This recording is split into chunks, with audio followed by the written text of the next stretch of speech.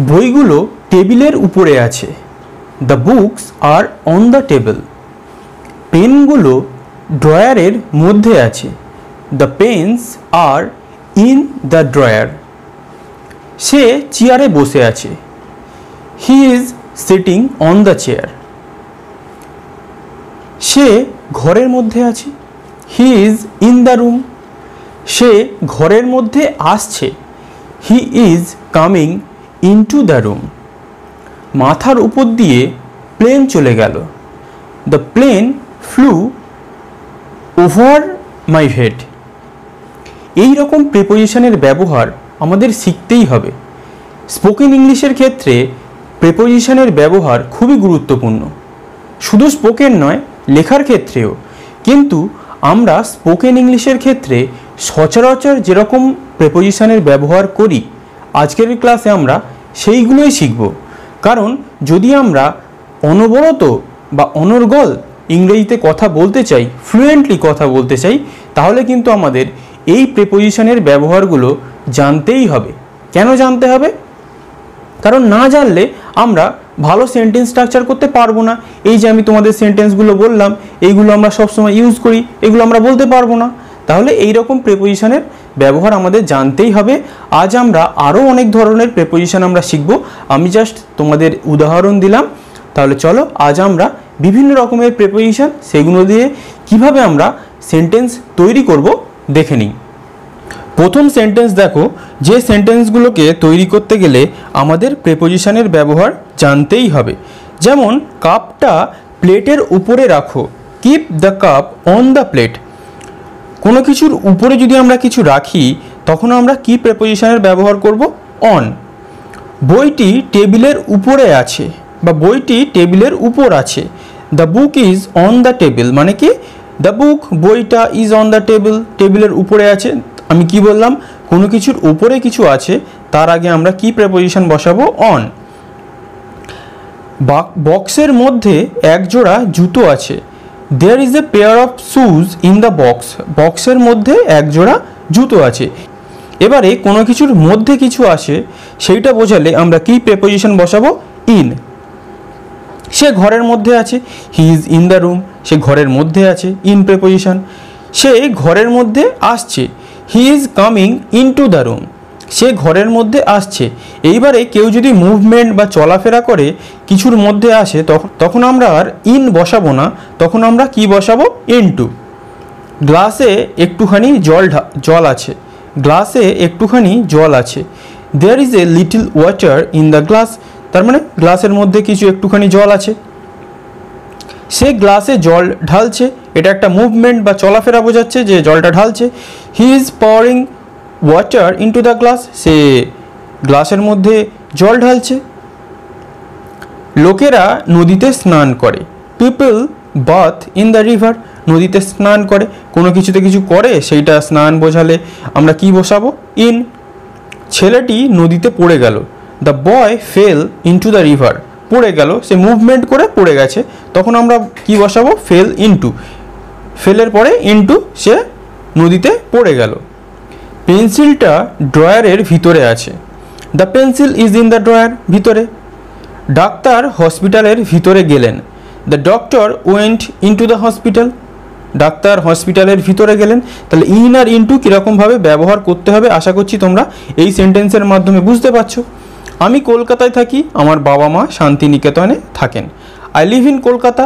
আমি কলকাতায় থাকি। মাই পেরেন্টস, আমার বাবা মা, লিভ অ্যাট শান্তিনিকেতন। শান্তিনিকেতনে থাকে। যে কোনো বড় জায়গার ক্ষেত্রে তার আগে আমরা বসাবো ইন। যে কোনো ছোট জায়গার ক্ষেত্রে তার আগে আমরা বসাবো অ্যাট। ইন কলকাতা বড় জায়গা, অ্যাট শান্তিনিকেতন ছোট জায়গা। মনে রাখবে এই কনসেপ্ট। চিঠি ডাকে পাঠানো হয়েছিল। The letter was sent by post. মানে কি পোস্টের মাধ্যমে চিঠি পাঠানো হয়েছিল। বাই পোস্ট, পোস্টের দ্বারা বা পোস্টের মাধ্যমে। এটাকে বাংলা থেকে ইংরেজিতে অনুবাদ করো।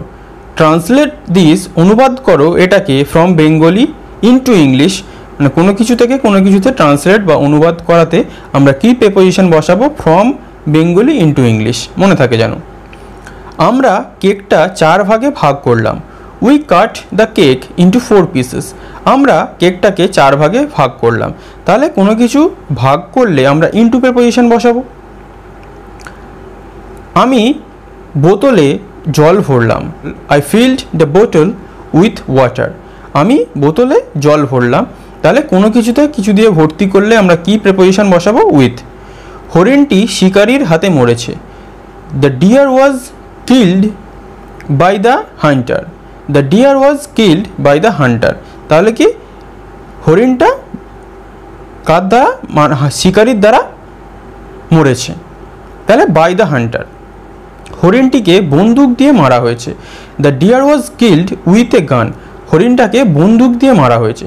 তাহলে বাই কখন বসবে আর উইথ কখন বসবে? বাই কোনো ব্যক্তির ক্ষেত্রে আমরা বাই বসাবো, আর যে কোনো থিং, যেমন এখানে বন্দুক, সেই সবের ক্ষেত্রে আমরা, যার প্রাণ নেই সেই সবের ক্ষেত্রে আমরা বসাবো উইথ। তাহলে বাই আর উইথ খেয়াল রাখবে। চিঠিটা আমি কলম দিয়ে লিখেছিলাম। The letter was written by me with a pen. তাহলে বাই মি, আমি মানুষ, তাই জন্য বাই।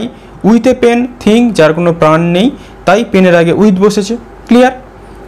আমার পাশে বসো। Seat beside me. বিসাইড মানে পাশে বসা। আমি স্পোকেন ইংলিশ ছাড়াও ইংলিশ গ্রামার পড়াই।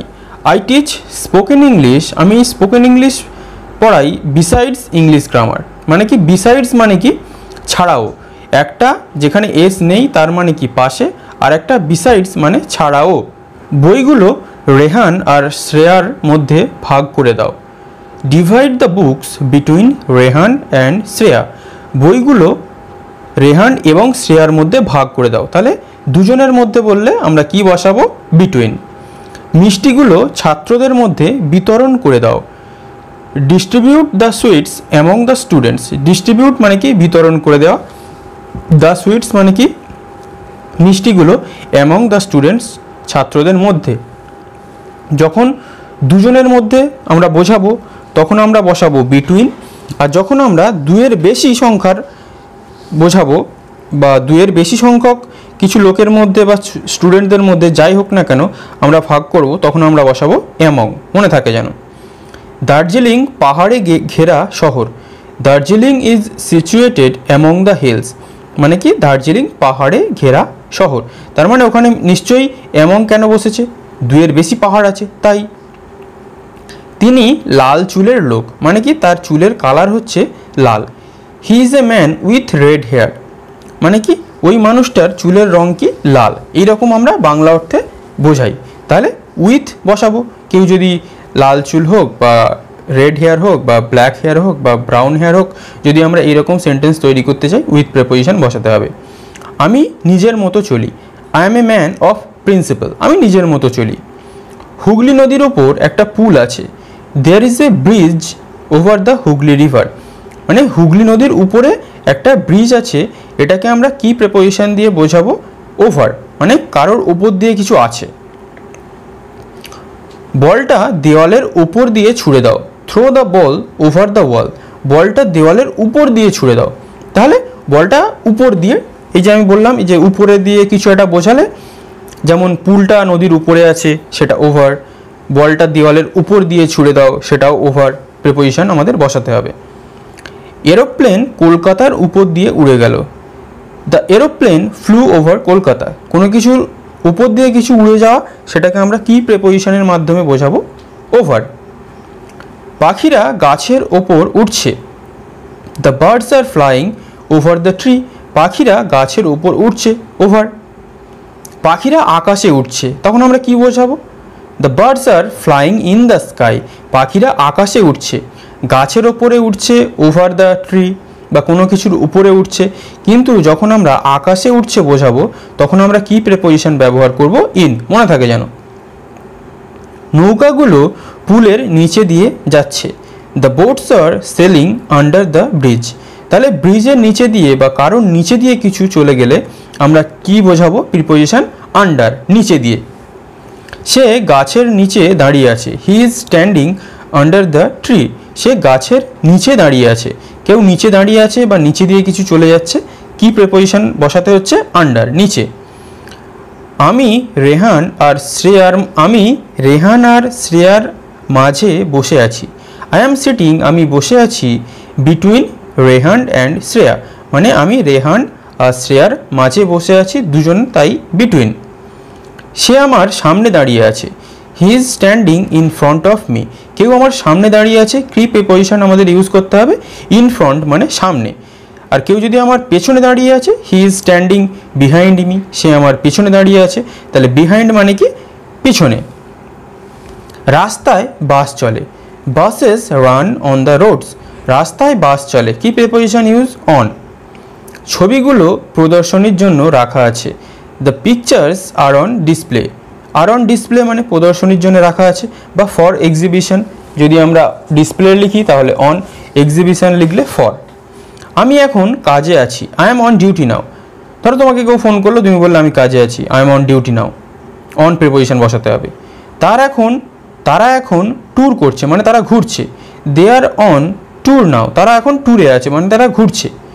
মালপত্র প্ল্যাটফর্মে আছে, the luggage is on platform, the luggage is on platform মানে কি মালপত্রগুলো প্ল্যাটফর্মে আছে, অন প্রিপোজিশন বসাতে হবে।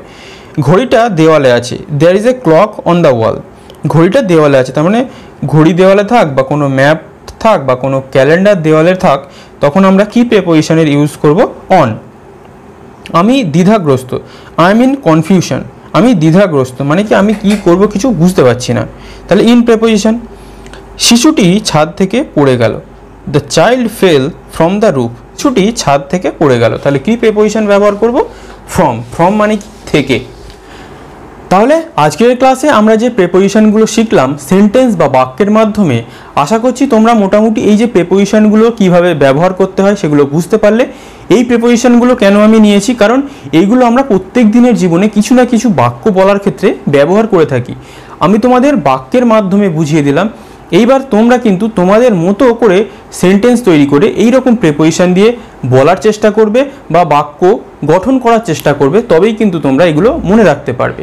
নিয়মিত চর্চা করবে যাতে তোমরা এগুলো ভুলে না যাও। তাহলে আশা করছি এই প্রিপোজিশনের ক্লাস শেখার পর তোমরা ইংলিশে আরও স্ট্রং হবে, আরও তোমাদের নলেজ বাড়বে, তোমরা আরও বাক্য ভালোভাবে গঠন করতে পারবে। কারণ কি, বাক্য গঠনের ক্ষেত্রে প্রিপোজিশনের ভূমিকা অপরিসীম, প্রিপোজিশন আমাদের লাগবেই এই রকম বাক্য গঠন করতে গেলে। তাহলে আশা করছি তোমাদের মোটামুটি ক্লাস ভালো লেগেছে। আজ এই পর্যন্তই। Thank you for watching.